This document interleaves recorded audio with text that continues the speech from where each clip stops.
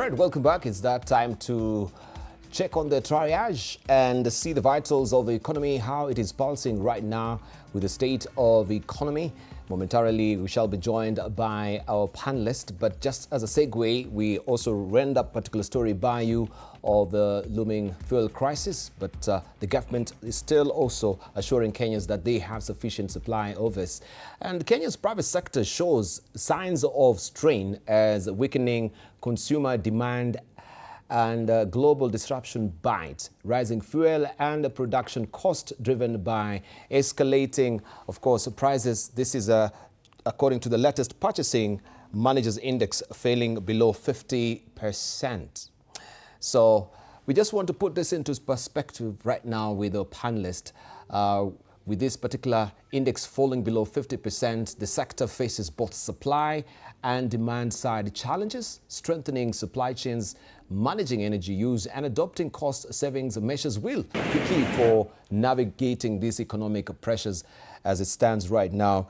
And we want just to know what is happening currently. Do we have enough to take the country forward in the longer haul? And if not, what are the alternatives to help Kenyans absorb these external shocks that we're facing right now because of the looming war in Middle East as it is right now? Okay, we have a panelist with us already. We have Makale Mulu, who is a member of Parliament, Kitui Central, also a member of the Budget and Appropriation Committee at the National Assembly. Thank you for joining us.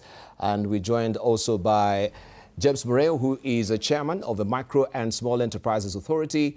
And also we're joined now by Bilo Kero, who is a political economist and former senator of Mandera. I had to welcome to all of you. Bilo, it's been a while. I haven't seen you on this other side of the tracks. Yeah. But good to see you. Yeah, looking young as always, never ages, right? So we want to know, what is this rock of ages that you are, right? Thank you for joining. Also, Moreo, thank you. Good to see you also on this other side of the track. And to you also, Dr. Makale Mulu, thank you for joining us this evening. Let me just begin with you, Dr. Makale Mulu, because I think today also was a big day with ascension of the supplementary appropriation bill into now an act. And we can see an expenditure there of 393 billion shillings of budget over and top of it. Maybe you can just give us an inkling before we even get granular with the story of the day about the fuel crunch crisis. Yeah, thank you, Dibao, for hosting us. And as you say, last week the Parliament was discussing the supplementary budget all the way up to the appropriations bill, which was passed. And I do understand now that it has become law, as you say. Yes. This was basically to factor in expenditures which had not been factored in during the annual budget, and any emergencies which came as a result of drought and floods. So initially the proposal was 316 billion. Then later, what we approved last week was 364. I don't know whether the figure of 392, the one you're talking about, 394, is real or my, because the figure we approved was 364. 364? By last week around Thursday, actually. But what has happened is when you look at the totality of the supplementary budget, yes, we increased expenditure by the figure I've mentioned.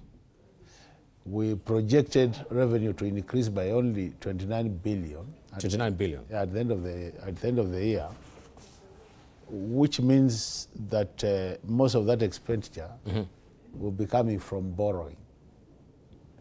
And in terms of ratios of borrowing, almost 80% of the additional expenditure was to be borrowed domestically, and then about 20% externally.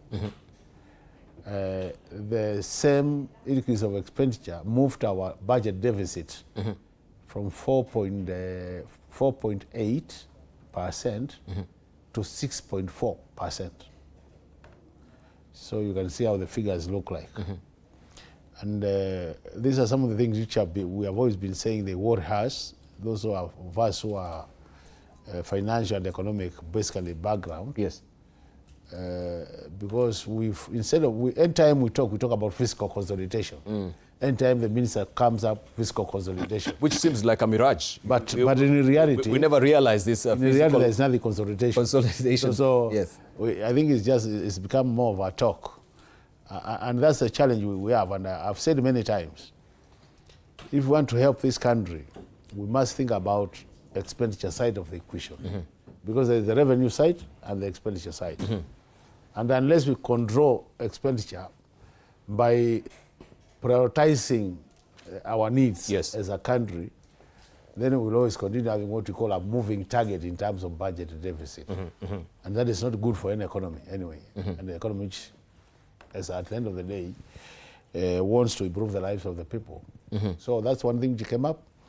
And it was good we factored in some money to mitigate the issues of floods and drought. Yes. That was quite good for the country because some areas have really suffered. But there were some expenditures we thought would do away with them and lose nothing as a country. And I remember that's what we were saying really, that we should have, because I remember when we listened to the budget of the Committee of Ministry of Health. Yes. Kenyatta Hospital was reported to have the machines for cancer treatment, the machine for radiotherapy. Yes. They have about 4 of them. 3 are broken down. It was only one which was functioning. And as a result of that, there was a long queue of our mothers and our fathers and our daughters and our sisters for them to get treatment. So the queue is quite long and people have a waiting period of about 2 to 3 months before you get treatment. And that was very scary for people who are listening to a budget. And at the same time, you look at the budget and you realize that some, for example, one item we picked, which was really what I would call an outlier. Yes.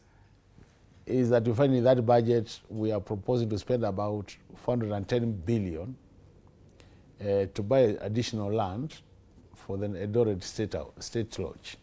Additional land. 10 million. 410 million. Not billion. 410 million. No, yeah, million, sorry. 410 million. To buy land. My jaw almost dropped. To extend the land for? Yes. For the Eldoret State Lodge. And at the same time, a radiotherapy machine costs about 450 million. So you ask yourself, in terms of priority. Yes. Where does it weigh? Where does it weigh? And that's why I'm saying what we are suffering from as a country mostly is prioritization of our expenditure. We could actually do away with most of the expenditure items we have, achieve the same outcomes, and reduce our budget deficit. Because our public debt is a different discussion. I don't want to get to that level. Yeah, but the way things are now, we are making it worse. Because this is all money we are borrowing. It's not money we are...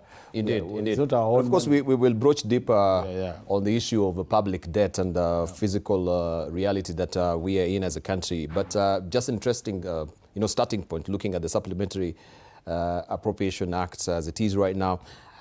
MSMEs, from what I can see from this is you have 461,292 million shillings.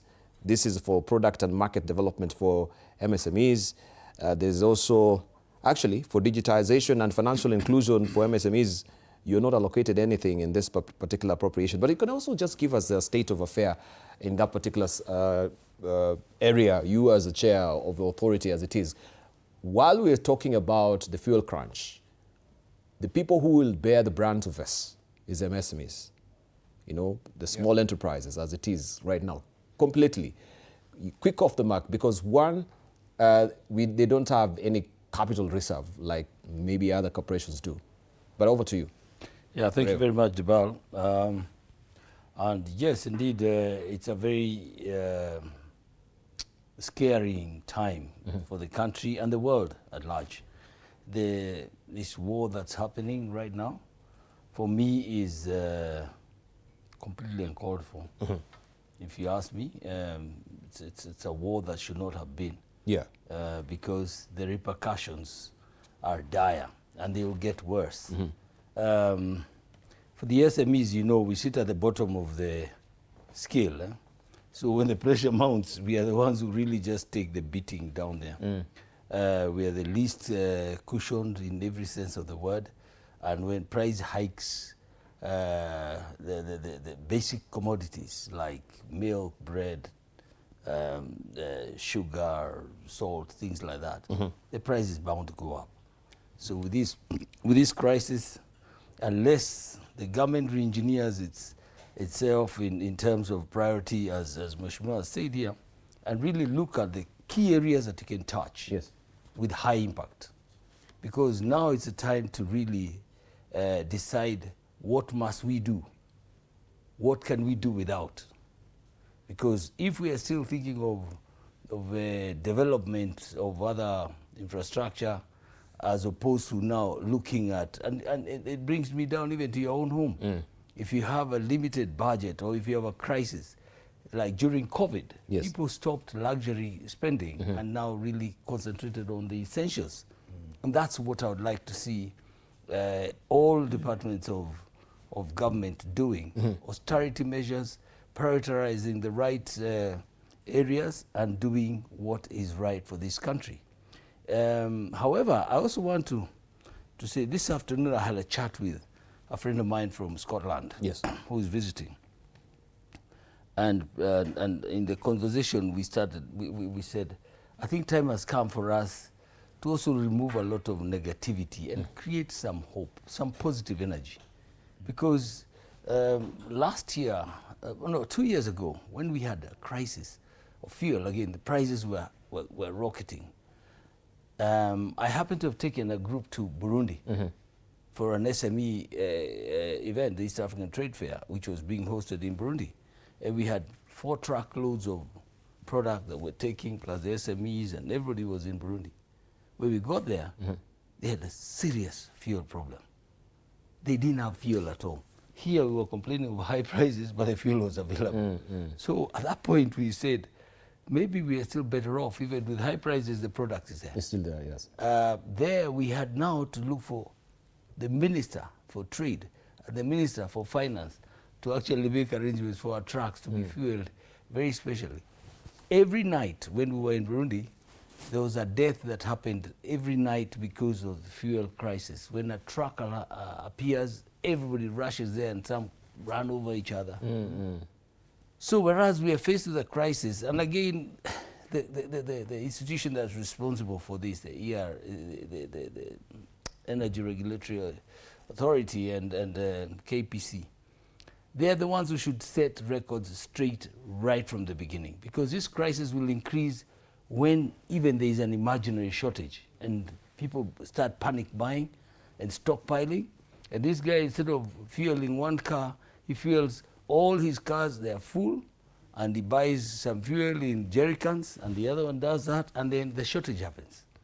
So the assurance from KPC and the powers that be that are regulating this product is critically important at this stage.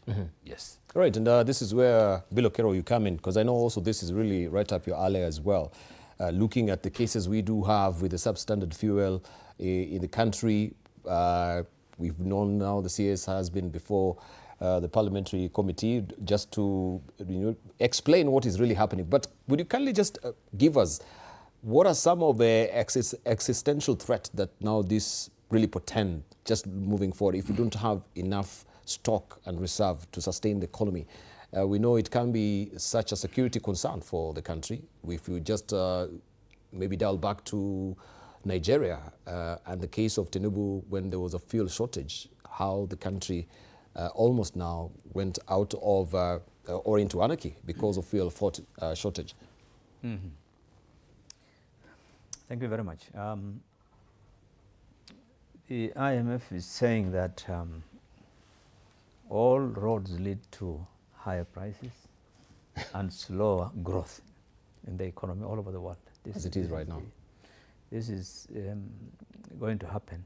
I think there are 2 things I want to say. One, I don't know whether I should say we are lucky as a country, because under this G2G arrangement, that a contract, an obligation on the other governments that we signed with, or those government institutions, to live up to their side of the contract. And so hopefully, as the government says, those people will be able to get oil from other parts of the world because they have to live within they have to live up to their contract. But I think that said, still everyone knows these are external shocks. These are things that are beyond the, you know, it's happening in all over the world. And so I agree with my colleagues, we should really prepare for the worst case scenario. We should not, I think the statements coming out of the ministry that we have enough energy, enough fuel and all these things, I think they are not really adequate in terms of being cautionary, really cautioning Kenyans that look at what's happening in the world. There's going to be a challenge, and come up with ways. And I think even the UN and many institutions have come up internationally with how to behave now in light of all this. You know, encouraging people not to drive unless it's necessary, and all the countries, they're asking every country in the world to do that. I think we need to. We should not create a perception that we are okay. You know, we have enough. Yes. No, it's not about it's not about having enough. It's about the logistical challenges that are there in delivering.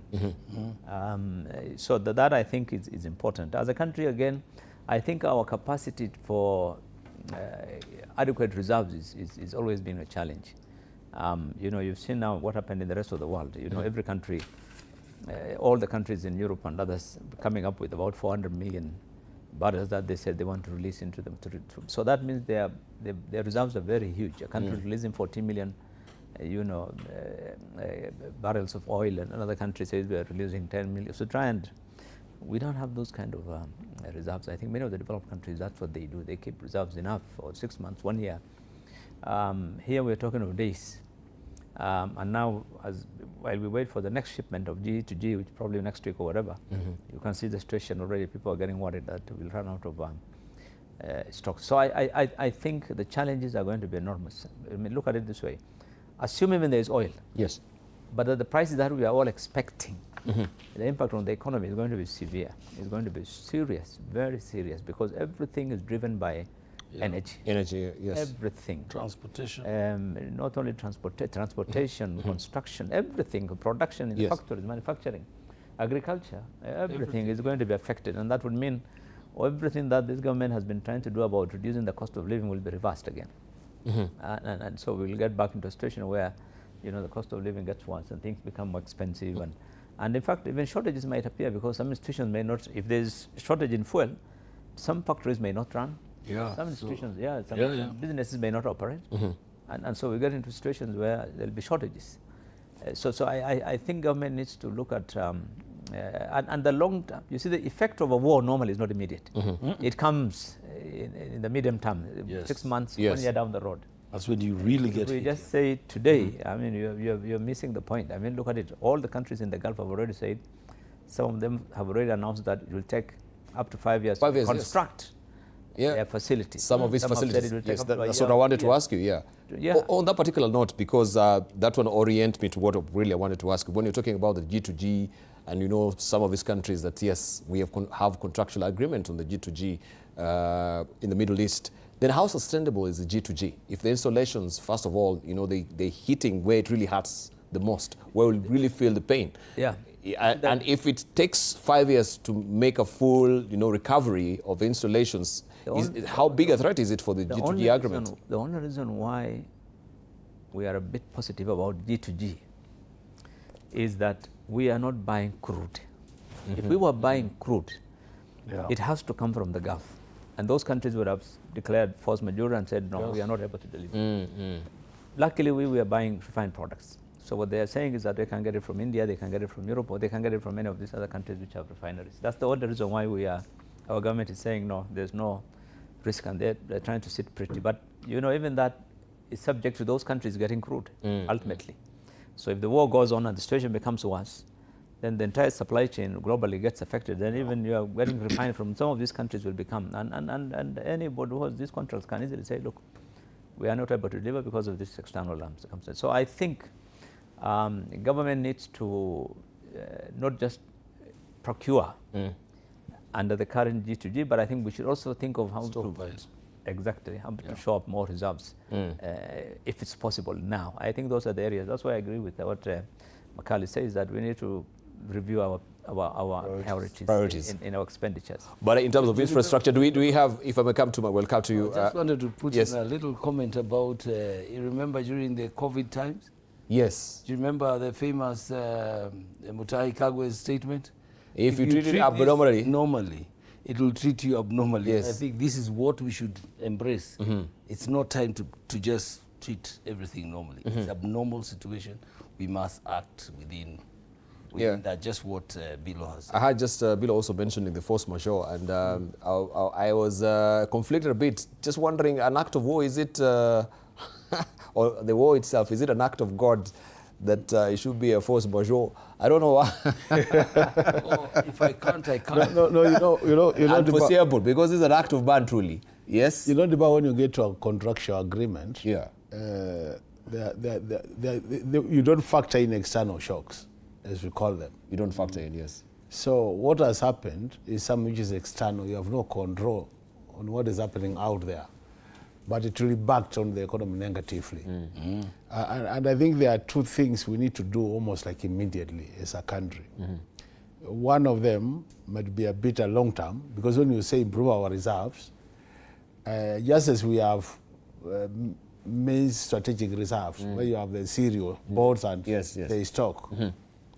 I don't think we have that capacity to stock oil for 6 to 7 months.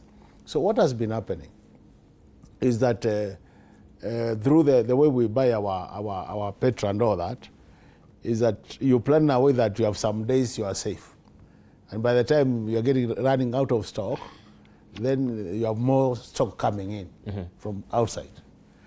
But remember, we have also been having what we call the fuel stabilization fund, where we have been putting some resources aside so that when things like this happen, it can buffer. Instead of the cost being pushed to the consumer, then the government comes in to take up the difference and pay the suppliers. And to me, I think that's a short-term solution we have now.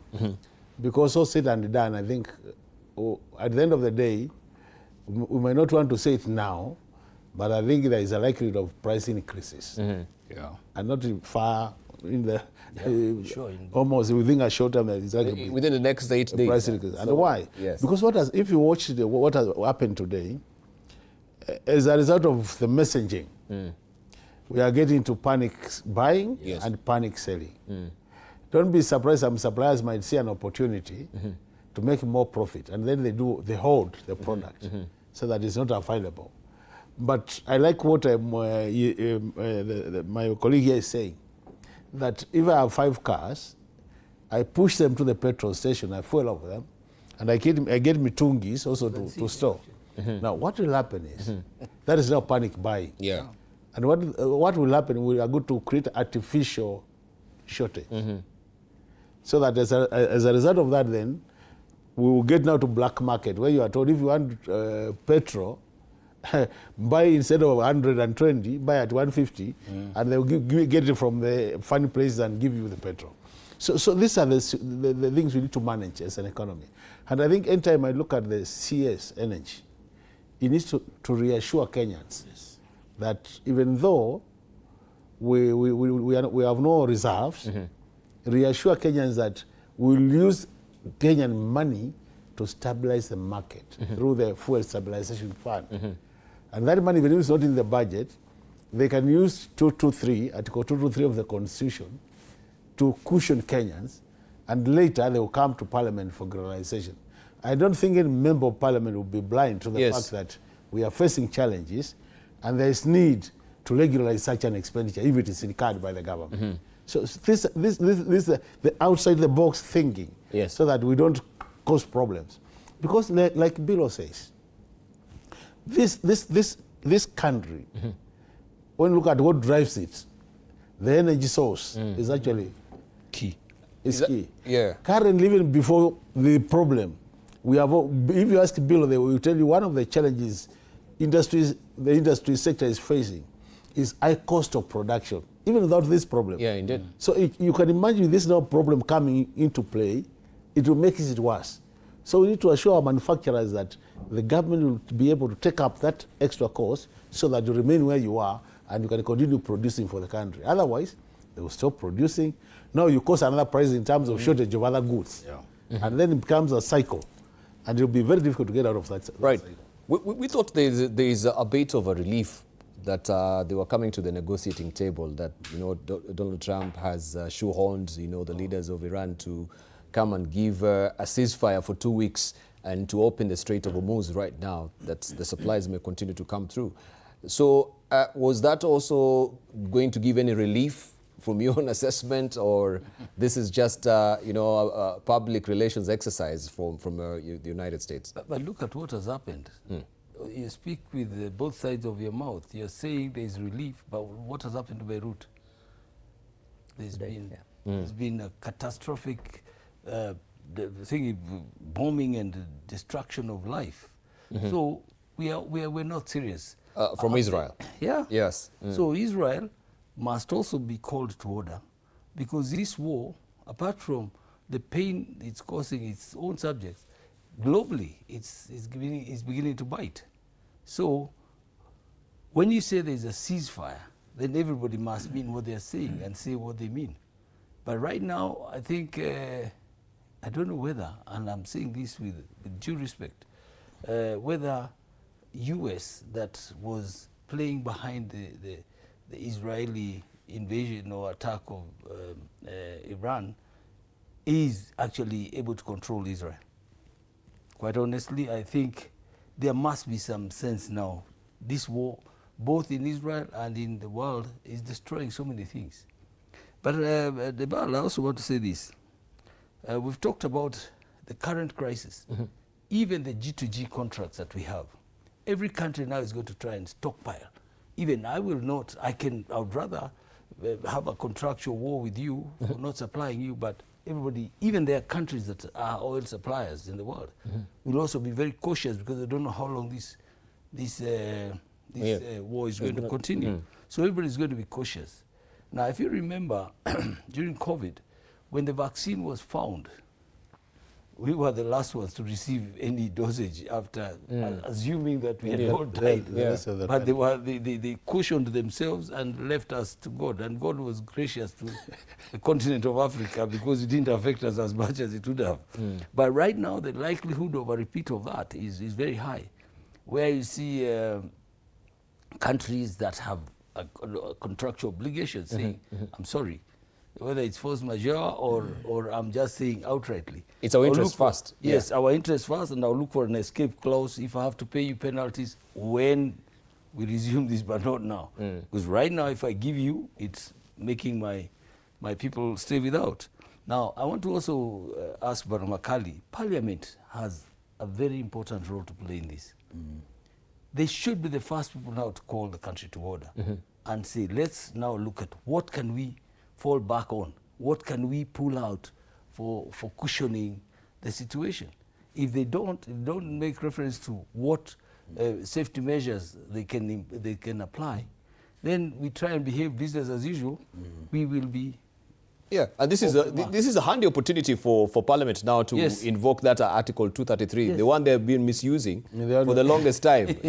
We have now every reason to actually invoke that. Invoke this and try and safeguard the country. Actually, I can't agree more, Debao, because you remember even the time of COVID, as he says, Parliament to reorganize the budget, correct, to get resources to take care of COVID issues.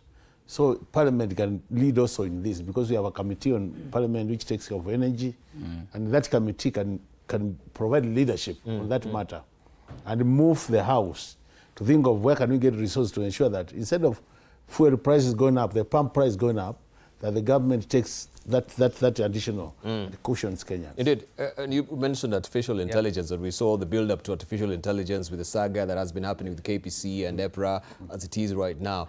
I want just maybe you to comment on that in light of what also I asked with the Strait of Hormuz. Don't you think we have a window opportunity?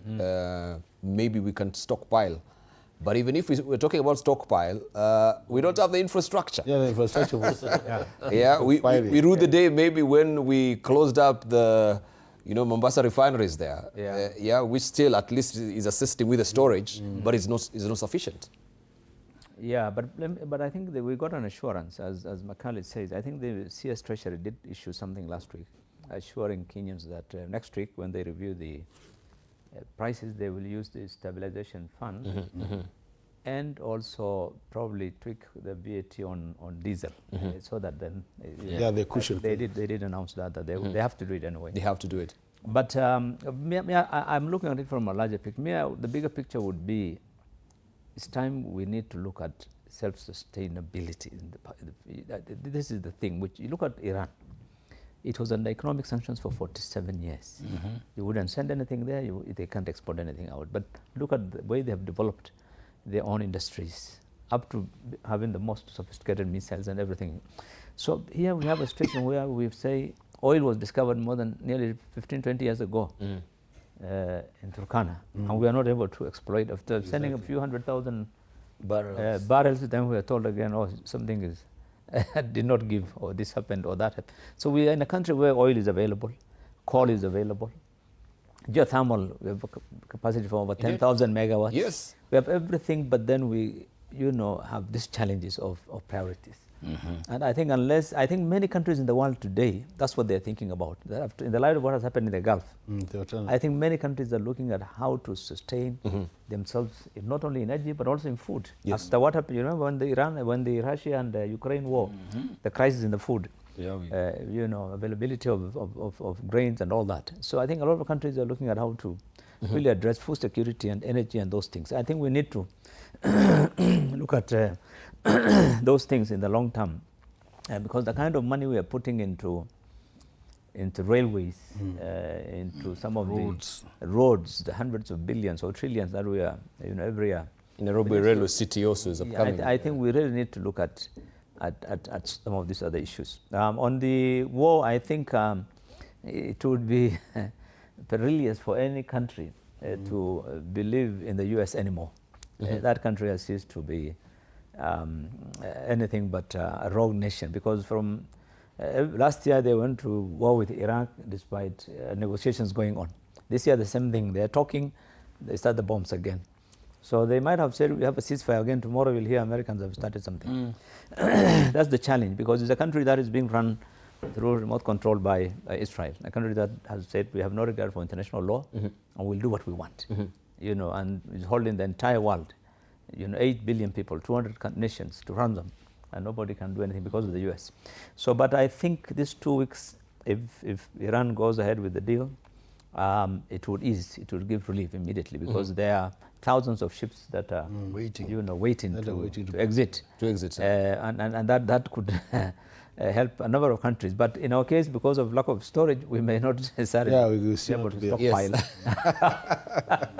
But the price has already, you've seen the price is already sliding significantly, and I think that will keep on it will keep on going down. At least it was at a peak of 126. I think right now it's 109. So it might in the next couple of days, if things continue stabilizing on that front. Isn't it concernating that once President Trump really announced that, the ceasefire, you saw the reactions immediately? Yeah. You see, even by this afternoon, he has already announced Beirut is not, Lebanon is not included in the deal.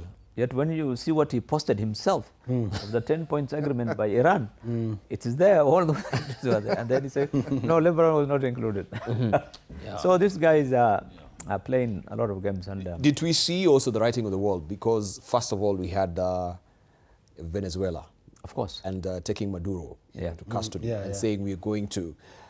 If maybe you had that discernment, you'll have seen there is something up the collective sleeves of America that they want maybe to secure, energy resources. Plus it was the minerals. They were getting every country to sign this rare earth, in Ukraine, in DRC. So it was a build-up. They were pushing themselves. They're deliberately going for all these resources. Fantastic. I think it's a good time for us to take a short break. And when we circle back, of course, we shall look, what is the alternative? We have the geothermal here in this country, harking back to 1950. And it has been also been touted that Kenya is the 8th, leading country when it comes to geothermal productions. How can we tap this as an alternative? Do we have the enough infrastructure as it stands right now? Could we learn also from the jurisdictions around, like Ethiopia with the Renaissance Dam, that they can actually now even supply enough electricity to the country? We take a short break.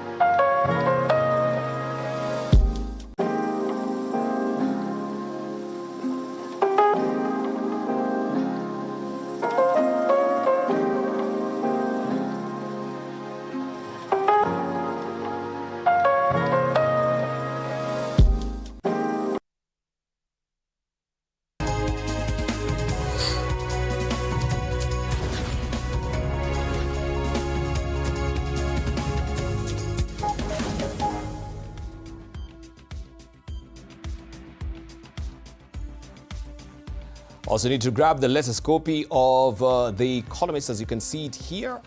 This is, they never interrupt your enemy when he's making a mistake.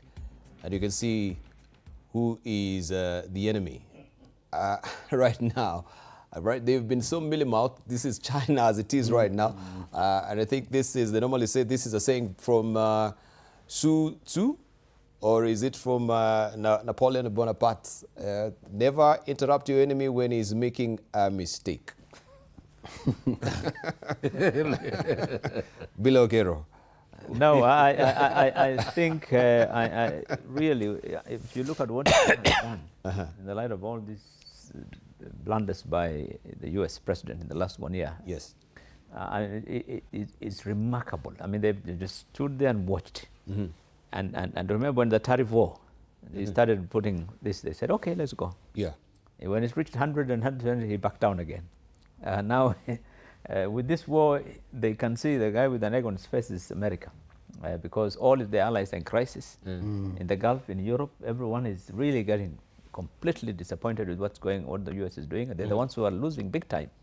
So China is laughing all the way to the bank. They're saying, look, this is how America is treating everyone.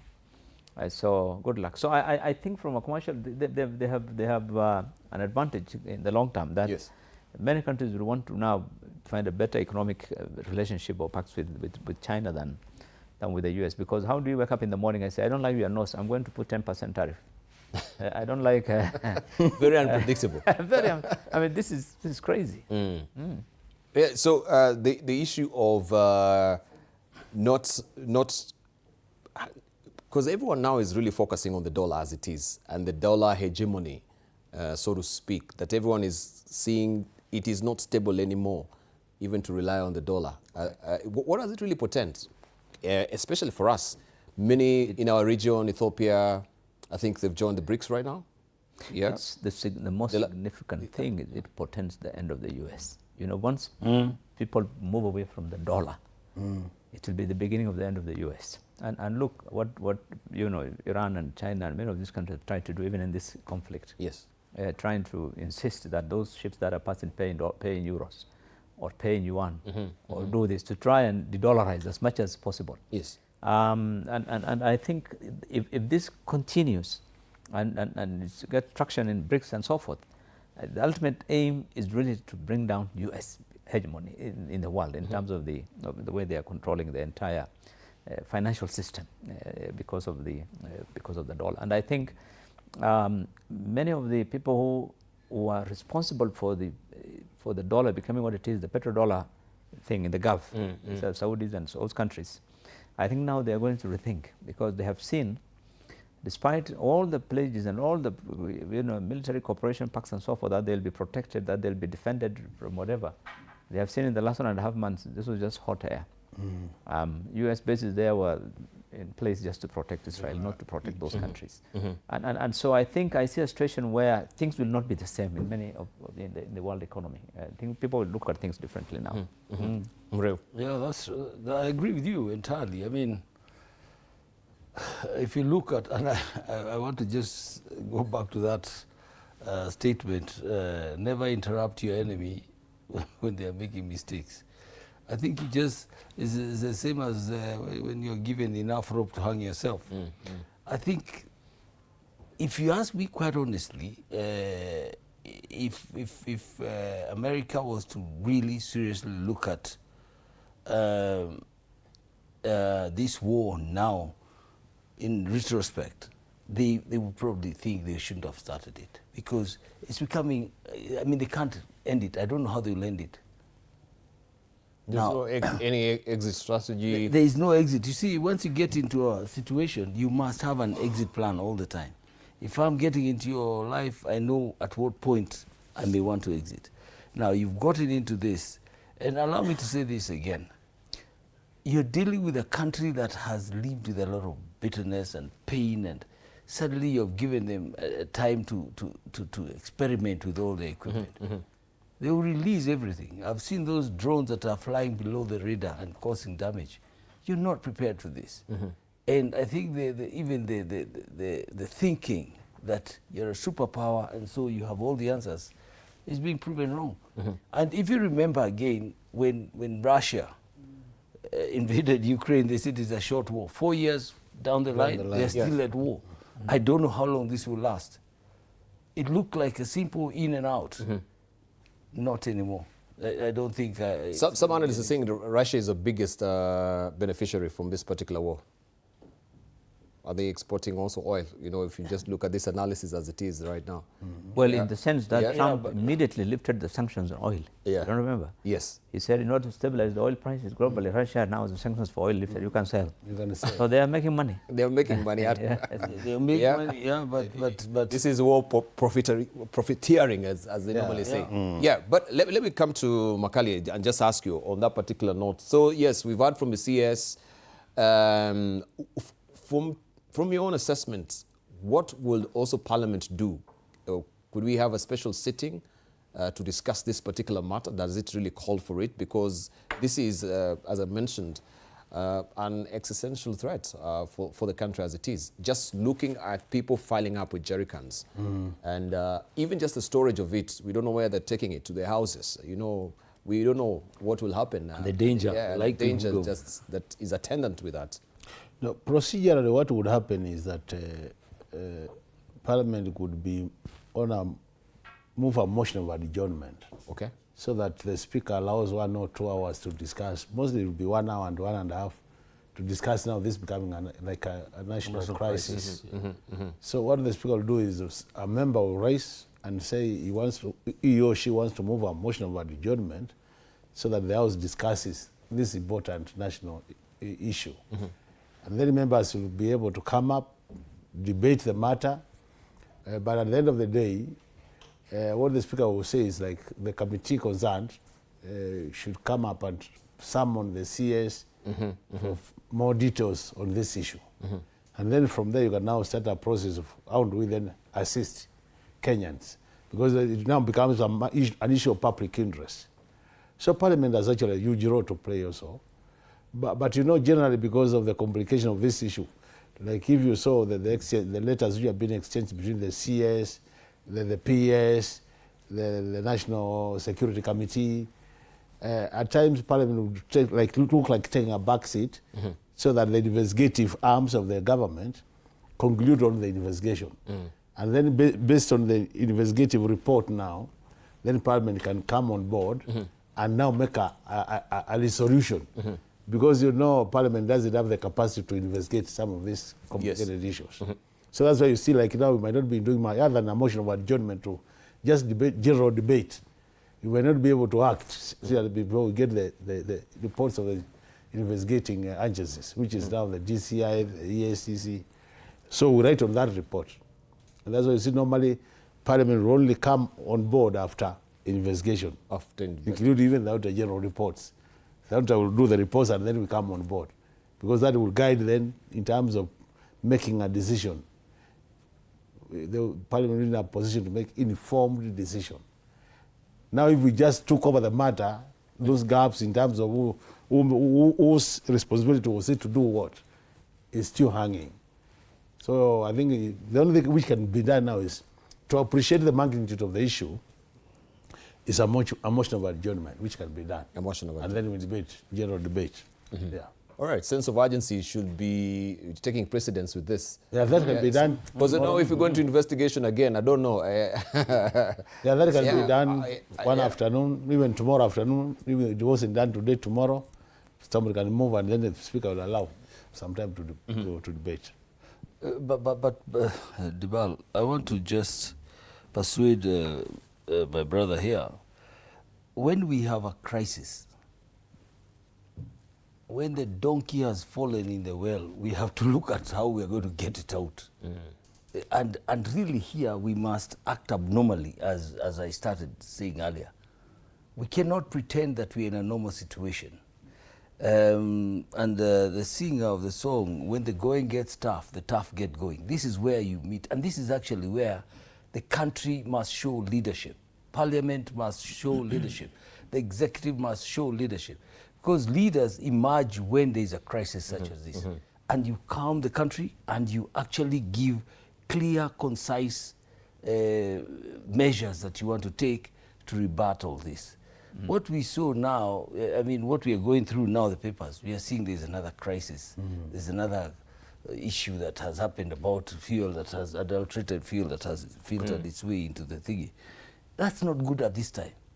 But having said that, and I started by saying I want to dwell on positive energy, maybe this is also a time to also relook comprehensively. Since we are an oil-scarce country, can we look at this comprehensively and say... And we are a water-scarce country as well. And a lot of other things, but let's look at this oil first, because if we start looking at all the scarcity, and then start looking at the EVs, the electric vehicles, electric thingy, and be less dependent on a product that we are not completely in control. I've seen motorbikes, electric cars, even hybrid cars. Rapid bird. Yes, the buses. Rapid buses. Yes, that are using electricity, and maybe we are not completely doomed as such. That's one. The other one is to encourage the government, again, must act and show leadership. Encourage people to carpool, so that if you're carpooling, then you can use the fast lane. If you are driving alone, you are put on a slow lane to just make sure you carpool. You are taking austerity measures to make sure you're thinking. And the last one is you put a tax for luxury driving. If you want to drive your car and it's using petrol, if it's a petrol car, you luxury tax, so that you discourage unnecessary driving around. And the last one is every one of us must act in the best interest of this country, irrespective of who you are, whether you are in executive or in legislature or even in judiciary. Matters must be dealt with now in the best interest of this country. Otherwise, we are on our own. Right. Bill, I've seen the government has ordered, I think, is it 600 units of EV vehicles, so that at least, as you say, we should go the EV vehicles way. Yeah. When you're talking about austerity measures, and especially with the fuel guzzlers that we can see parading with the governors, with the cabinet ministers, should this now be the first, port of call for the government to showcase that they're actually leaving it? Show the country this is austerity that we're taking. First, we are paring down on the convoys that will be following the president, or the cabinet secretaries, as it were. Well, I don't want to say it's wishful thinking, but from the many administrations we have had in this country, austerity measures are only on paper. Very rarely have we gone to a situation where you literally, manifest that policy in the actions or in the lives of the government institutions or the government. It doesn't happen. And this is a country where, even from the days of Moi, we were being accused of ostentatious, conspicuous consumption, and we are known for that in this region, in the whole region actually. Because you go to a country, some of our neighbors drives a Toyota Corolla. That is a normal vehicle for a minister. But in Kenya, the moment you're seen even as an MP or as a chairman or someone to drive even a small car, they think something is wrong with you. The public mindset itself needs quite a bit of a... Yeah, they say, how can you be on a... No. Exactly. So the expectations are higher. The expectations are higher. But I still think that Parliament, also the government seems to be doing something positive. I mean, like what they have done in terms of the action on this shipment that came in, I really think that was really admirable. I mean, they acted immediately and dealt with those officers and sent them home. And when you look at those correspondences between the CS and those institutions, it looks like they're preparing, they've advised those institutions to look for alternative sources. And so there is some work going on in trying to address those that was a good salutary effort, from the government, given that, they were reading the signs. They were reading the signs and they were trying to readjust. You need Parliament to continue squeezing so that they don't this is where Mureo is asking, what is happening? They've not even had any session on this, because this is a looming contentious issue. I think government needs to continuously being pushed by Parliament. Although now, what's happening in the world. Because of what's happening in U.S., parliaments, they seem to be, you've seen the way Congress in U.S. has lost power completely. Yes, they have lost powerless. It's been overrun by... Yeah, they've been overrun. So executives all over becoming now more, so powerful because of what's going on in the U.S. But I think Parliament needs to really help the executive in terms of planning.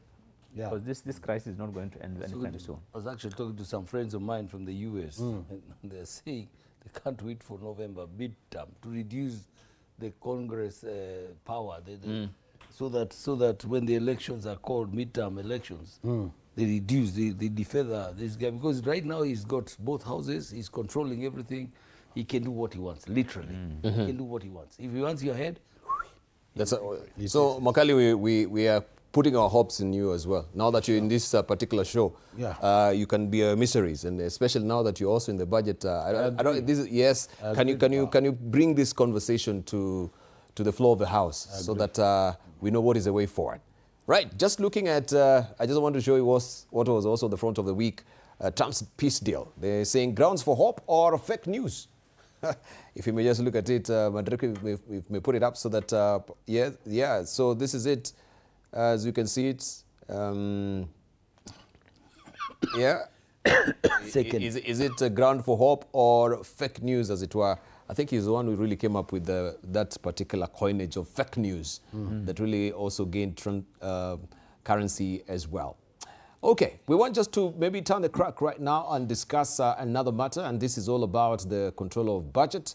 That is Dr. Margaret Nyakango, and she has raised alarm over the country's growing debt burden and weak fiscal discipline, with public debt at 67.8% of GDP, well above the recommended 55% threshold. Kenya is increasingly borrowing to service existing obligations, creating a cycle that threatens sustainable development despite repeated calls for austerity measures, budget expansions, and rising recurrent costs, including high wage bills and Eurobond buybacks, undermining fiscal consolidation. Nyakango's warnings underscore the urgent need for stronger accountability, transparent use of public resources, and strategic measures to restore fiscal balance before debt pressures stifle meaningful development. Makale Muli, you are in that committee, and we've been talking a good game about this. Now, we've crossed over to where it stands as the auditor control of budget is now putting it currently as it were. The red line, was it at 75% when we've crossed over? Or, because I know there are shifting goals. I used to hear 75%, 55, now we're at 67. Where are we at truly? Even the Auditor General herself, she's noted that we on the odious debt, we don't know what we are really paying for. What is the actual amount, which is such a niggling worry. And the issue of public debt has been an issue where the figures keep on changing every time. But you know, normally we would go by what is reported by Treasury. So at some point, when we were doing the what we call the debt anchorage, which was 55%, that time it was about 68%. And our imagination was that within the next 5 years, we'll push it down all the way to 55% of the GDP. We have been having a challenge with that, and basically it's because of what I was saying earlier, where our expenditures are always getting out of control. Yes. We keep on spending, and it's like our appetite for spending, it keeps on increasing every year. But as you put it above, public debt has become a major threat to our economic growth in this country.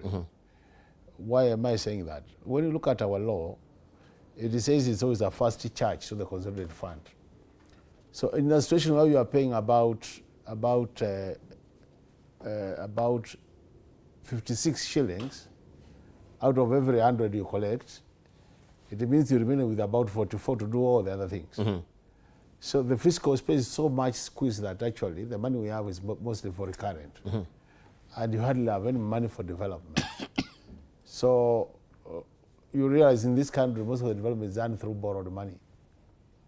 And that's a challenge. You imagine you want to grow your economy with borrowed money, not your own money. And even that borrowed money, then you apply it, not in a very stringent way. You know, the austerity measures, I like what Bill was saying, that it's more on paper than being practiced. I think what the control budget did, and she said two important things. She said that it's important that we control our expenditure, because by controlling our expenditure, we'll be able to manage the public debt. Why am I saying so? When we are looking at the supplementary budget, it was reported by the end of February this year, KRA had undercollected by 150 billion. That was under collection, 150 billion. As at the end of February. That means we had only 4 months to go to the end of the year to collect which was anticipated about 2.8 trillion. Now, with that, in the supplementary budget, we said we expect to collect above the target by 29 billion. So imagine today you are negative 150, and then in 4 months you want to be positive 29 from the target, which means in reality you will not collect. So what happens? You have projected your expenditure, which is increasing. You have projected your revenue, which will be decreasing. So you widen the gap, and the gap is what we call the budget deficit. So even this deficit of 6.4, as we are talking now, is likely to shoot again to about 6.6 or 6.7. So it means basically we'll be borrowing to pay. Then the other which has come out and which is critical. Most of this borrowing then is domestic. Yes. What happens when you go domestic? when you go domestic borrowing, first of all, the interest rates, even though we are saying they are coming down, Yes. but comparatively, they are higher as compared to external borrowing. And the worst of it is then domestic borrowing is always short term, 1 year, whereby every year you have to be repaying. So what happens? You have to keep on borrowing to repay, keep on borrowing to repay. Yes. And then domestically. And that's why when you look at the interest payment, about 70% of the interest repayments is actually from domestic loans, while only about 30% for external loans. So this mix of ratios complicates the whole equation. And to make it worse, the control budget says there are even loans we have borrowed as a country and we are not drawing. We are not using those loans. But you're paying. And we are paying commitment fee. Look at this. You are a poor guy. You are relying on borrowed money. And the money you have borrowed, you are not investing. And you end up paying interest, what you call the commitment fee, for money you have never used. So anytime I see this, I see a poor financial management. So that, because where you are borrowing money, you need to be very careful where you apply the resources. And I think that's what is lacking in our country. That we treat borrowed money as our own money. That we can just use the way I use my money. And that is wrong for any country. And I think that's what the control of Jubbar is saying. If you really want to live the spirit of fiscal consolidation, then we must change the way we are doing things currently. Indeed. We must. All right. We have no choice. I've asked my director maybe to just also pick up on the figures, just to show us how the reality is as it stands right now with the Kenya's debt and physical reality. As just looking at it, 67.8% of GDP, significantly above the recommended threshold of 55%. Now, there is another problem that is coming up with the 3.3 trillion shillings that is due next year. And I just want to ask, which is almost our entire budget, right? If if we're going with the 4 trillion shillings that was there as well. Bloomberg had actually listed Kenya as Kenya's shilling with a strength against the dollar as the 5th in the world. And I'm looking at what we're having right now with the situation with the war. What will that really portend for this 3.3 trillion shilling? If the shilling does not really hold where it is right now, and we have a shocks maybe teetering to where we were at 160, what is happening even to the debt itself? Either of you. Okay. Yes. Let me just pick from somewhere where my brother here said, you know, we are living beyond our means, and I've said this in this forum again. When you have 100 shillings, you can't go and order a meal for 200 shillings in a restaurant and hope that somebody else is going to pay. And that's a very dangerous trend, and we seem to have taken it easy along the way, but it's coming back to haunt us now. The 3.3 trillion debt that that's coming into thingy is going to push us towards the brink of debt, inability to pay our debts, and therefore expose the whole country. We have been talking about this debate. I remember from the days of Nation to KTN to here, we're still talking about acting responsibly. Yes, acting responsibly, because the multiplier effect of, say, for example, increasing the domestic debt has its own catastrophic effect in the general economy. Yes, where you're saying because the government has taken out so much by way of these treasury bills and bonds, and therefore stifling the money that should be circulating in the economy to build the economy. So you find banks have become risk averse. They take your money without doing anything, rush straight to central bank and deposit it there and start earning interest for treasury bills and bonds. Now the effect of that is there is a shortage of resources for borrowing within the economy. We are not building the economy, therefore.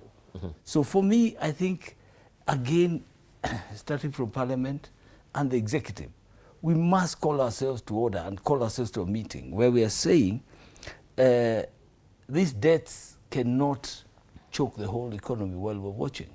We must act responsibly because you've been elected to act on behalf of the rest of our Nigeria.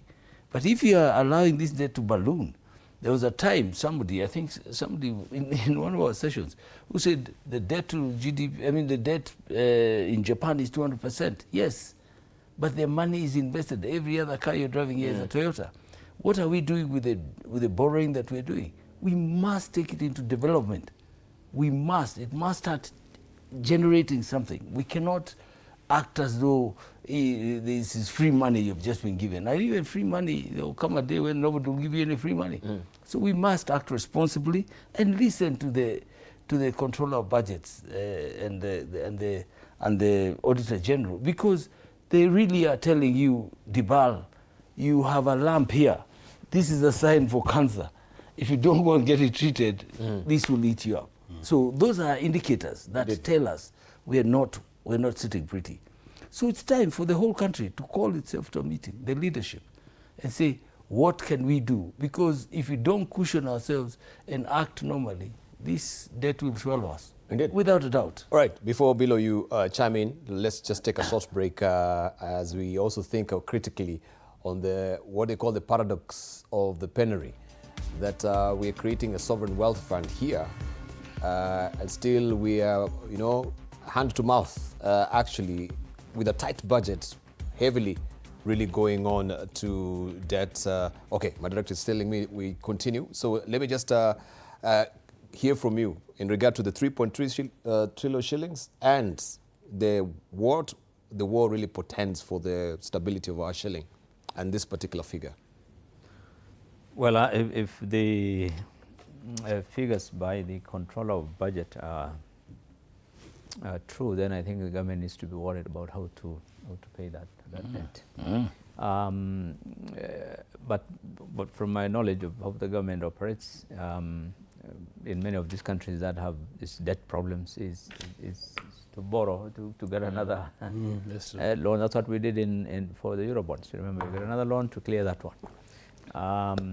But I think either the government will have to look at how to schedule some of those things. It depends on the structure of those loans. What are these 3.3 made up of? There are loans that they can probably seek to reschedule. There are others that they might have to pay, or others that they may have to roll over. I think it depends on the structure, but I'm sure they'll present a challenge to the government. That kind of money, 3.3 trillion external, she said, out of the 5 point something external. I mean, that sounds to be a bit.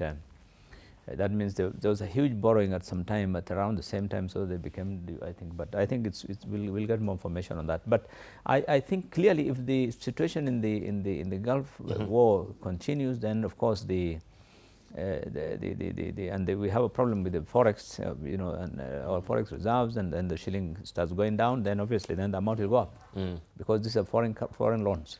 So from 3.2, the amount might go up in the next year to 4 trillion or whatever. But I'm hoping that what we said earlier about the dollar, de-dollarization, the dollar value will continue going down and not, and our shilling might remain stronger. But it is a major challenge. I think this is why this government, from what I have seen, is trying to think out of the box in some of the financing. They have been thinking of focusing more on get the PPPs done. Yes.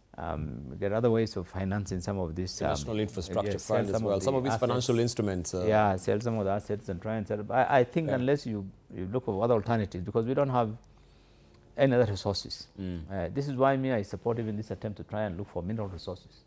The story about this rare earth thing in Kwale and the Kolomanis, and I think any way in which you can get other sources of revenue. Otherwise, if we simply say we are going to wait for revenue from KRA and borrow to handle, and I agree with what Muru says here about the nation itself is the problem. I think Kenyans also need to have a really a complete paradigm shift on the way we look at development, because all of us are in government.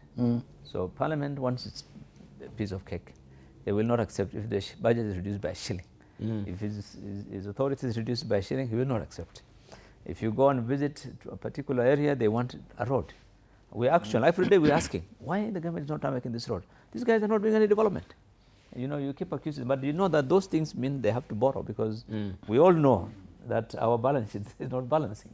So I think government also needs to tell Kenyans the reality and try to cut down on. I was surprised when this issue of the railway came up, for example. Of course, the benefits of railway extension, we all know, but you know, given the challenges that you have today, you would want to, unless you find an alternative source of financing, if we go through the debt, that would be risky. But I hope they will not, and they will go by any other alternative ways of looking for finance to finance that expansion of the railway. So I think they need to look at that. Otherwise, if we keep on borrowing, by the time we go to election, we will have added another 5 trillion in these 5 years. You know, and then we'll have a story that is being regurgitated. The coffers we have got into this government while it's still very clean. It's becoming our tradition all along. Just pick the next guy. Indeed. I wanted just to ask maybe a crucial question, but before I do that, let me just also look at the issue of the Auditor General in light of what we're still talking about with the austerity measures, because the Auditor General, this is Nancy Gathungu, has raised concerns over the use of confidential security. This is confidential security funds by several state agencies, citing weak oversight and lack of accountability. Key institutions such as the National Police Service and the National Intelligence Service continue to spend billions under classified budgets without implementing previous audit recommendations. Meanwhile, proposed reforms and the Public Audit Bill 2024 aim to strengthen audit independence and improve transparency, highlighting the growing tension between national security and the responsible public financial management. And this is where I want you just to chime in on this as well. Because I think the COG and the Auditor General, we can say they are the two prophets or the prophetess of his country. They're warning us of a looming danger and where people are really going out. But in terms of just public finance and fiscal discipline, having these concerns, and we've always talked about confidential confidential funds, that, oh, you know, this is matters of security. So we cannot really come and plumb deeper or try to drill deeper to get granular on issues of security. I think this is where we need to bring a balance. Where do we have transparency versus the national security? Because also that can be another good spawning ground. That's corruption. And what has happened over the years, because this is not new, actually, this has been happening since independence, that some departments of government are allowed what we call confidential vote. These are a vote where the Auditor General will not get the chance to audit like he does with the rest of the government departments.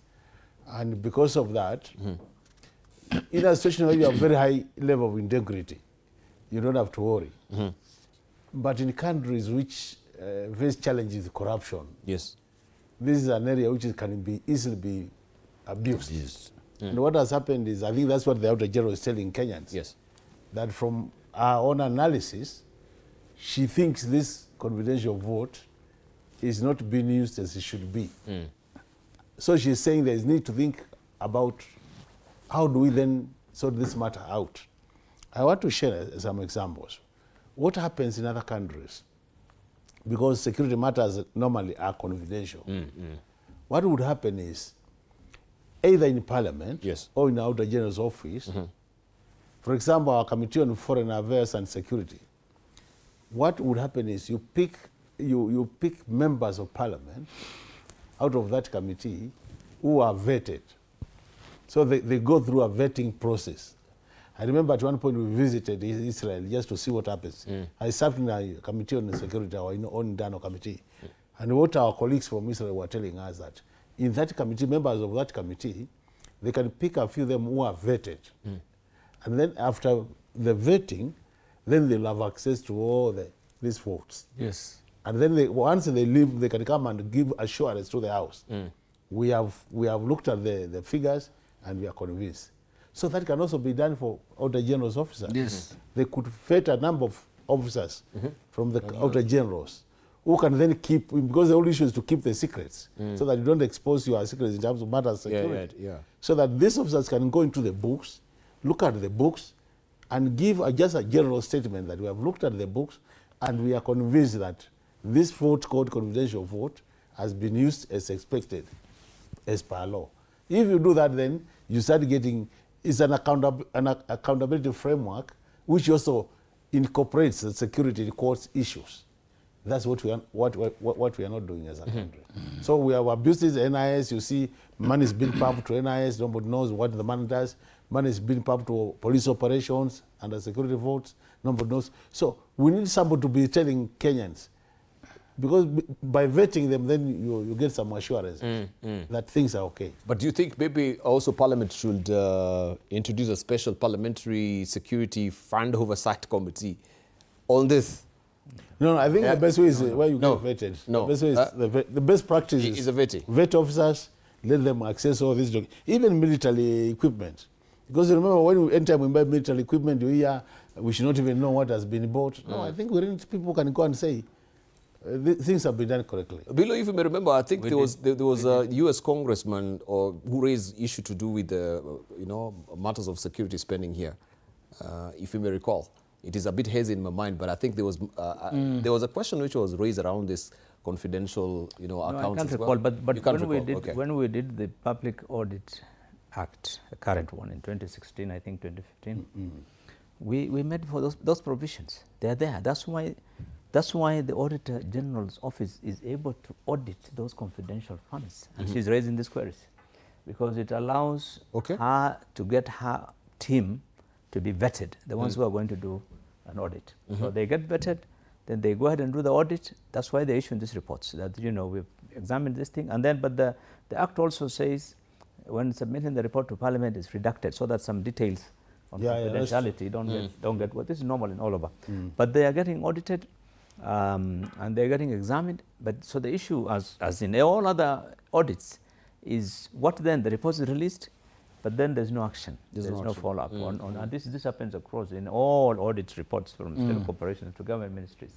So it's the same challenge. But otherwise, in terms of audit, clearly there's a provision that they have to be audited, and that's why she was able to get that, to look at those funds and say we don't know what has been spent on.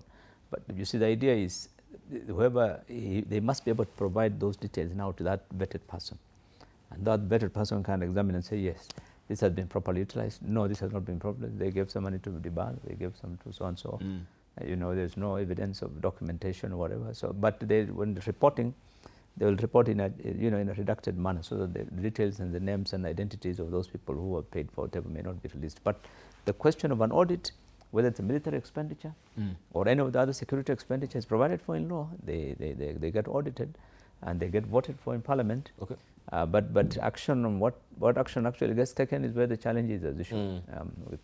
They say, and I agree with you, Billy. It's not for lack of laws that we are in. Sometimes we get ourselves into this situation. It's just the application of the law as it should be. Now, there's been a clamor about Kenya becoming a Singapore.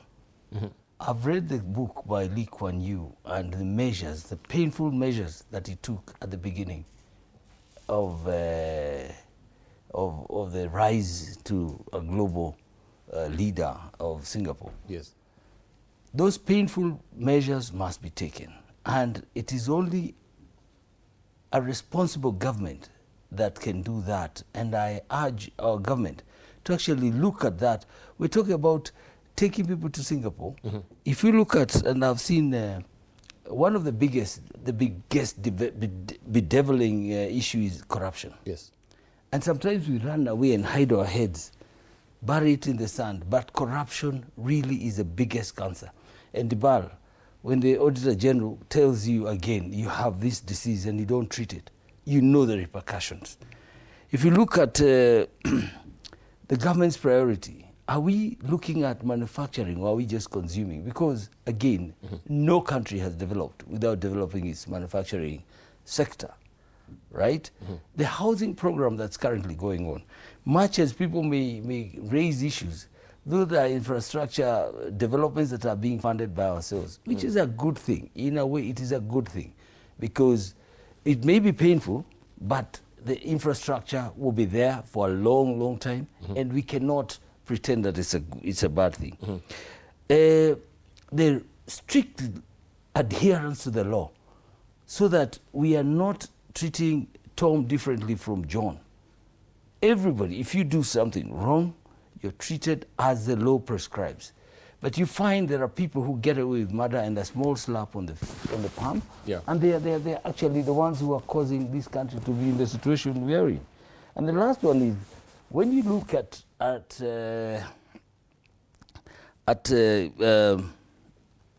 Singapore, they developed independent units that ran the economy as best as they knew, in the best interest of the country, with a lot of neutrality. And that is why Singapore became what it is today. And when we want to go there, then we cannot go to Singapore with the wrong prescription. We must have the right prescription and the right direction. They say if you don't know where you're going, any road will take you there. But if you want to go somewhere, then you must have a plan to get there. And I think that's what we need. Press the reset button, a hard stop. Let's start looking at things seriously. Yes. Because if we don't, I promise you, we will all, and when the suffering and the pain comes, no one will be spared.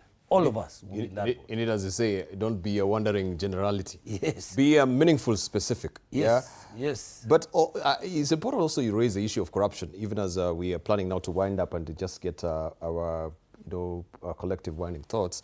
The question of corruption, because just looking recently with the National Trade Estimates report on foreign trade barriers that the US really raised, that now doing business with Kenya is becoming extremely difficult in light of this, that corruption remains a substantial barrier to doing business in this country. And we've known from before, even investors who are coming. Right now we're talking about oil. We had Dangote really, I think in 2017, 2018, really seeking to invest here in the country with the cement. It was a coal as well, and the cement, the clinkers as well. And the dead hand of bureaucracy and corruption also came into play. He opted to go to Tanzania. Maybe, still, if you had given him that particular chance, and we're talking about drilling now that has been taken over by Gulf in Turkana, Dangote will have put up a refinery. We'll be talking something else different. But I want you just to speak to it right now, because I'm just seeing how this corruption is biting back. It is biting back. Corruption in this country is a constant. It's been. And unless we change that, then whatever administration comes will take corruption for granted. It will be there, and they'll not do anything about it. Unfortunately, that has been the situation. The US knows this is not something new. When you see the US complaining, it means some of their companies have not been able to competitively get something done here. This is what they do always. Then they say, your place is bad. If it is not about their company, they don't mind. They don't really, But I think it's a societal problem, really, that needs to be addressed by the entire nation. I mean, it's permissive in the entire society, and I don't know what we have not done. Everything has been done. It reached a point where a former president said, "What else do you want me to do? Should I take people to Uhuru Park and shoot them?"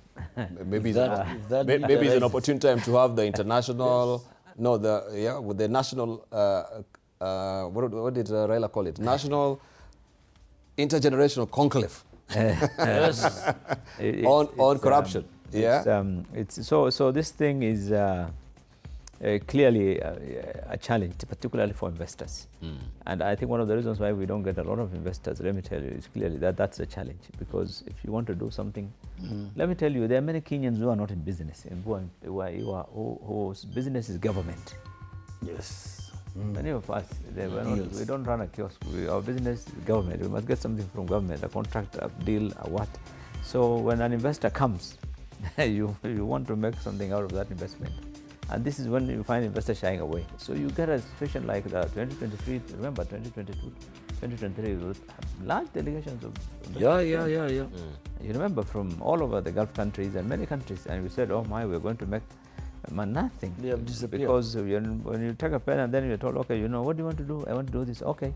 Then some questions come in. Then people want to move away. And our neighbors, they are not all like this.